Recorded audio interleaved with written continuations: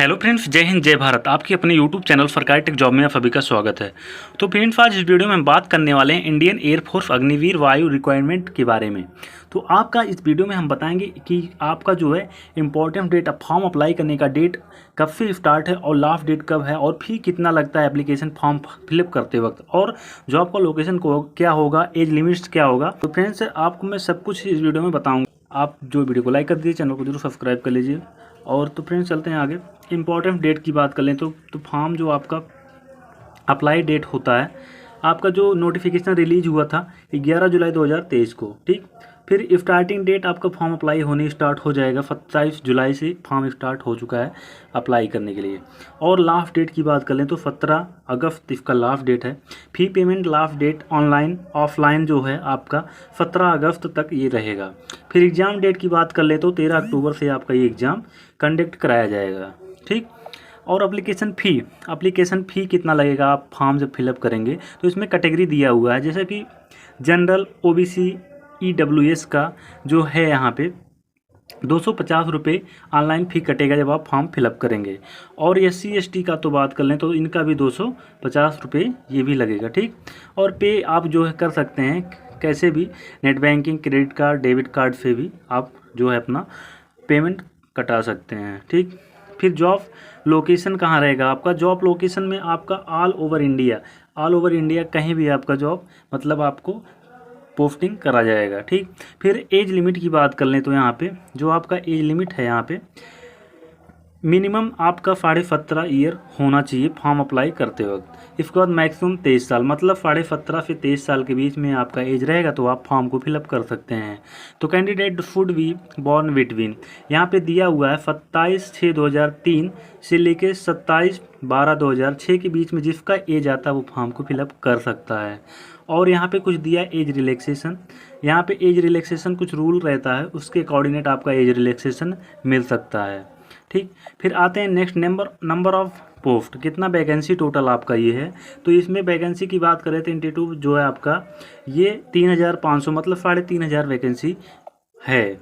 इसके बाद नेक्स्ट आप बात कर लेते हैं यहाँ पे जो कि टोटल नंबर ऑफ वैकेंसी में आपका जैसे कैटेगरी वाइज दिया हुआ रहता है वैकेंसी का।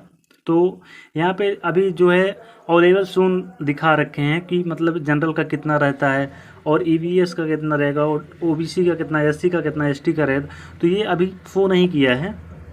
तो फ्रेंड्स, जो कि इस प्रकार से ये रहा आपका जो वैकेंसी है, ठीक है।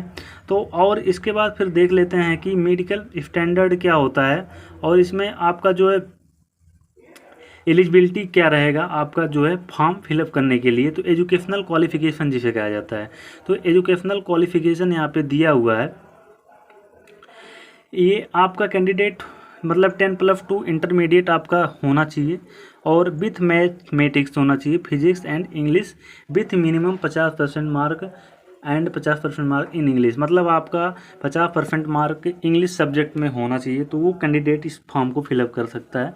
फिर candidate who have 3 year diploma engineer और मैकेनिकल, इलेक्ट्रिकल, इलेक्ट्रॉनिक्स से automobile, computer science, industrial technology, information technology with minimum 50% mark रहेगा तो वो भी फॉर्म फिल कर सकता है।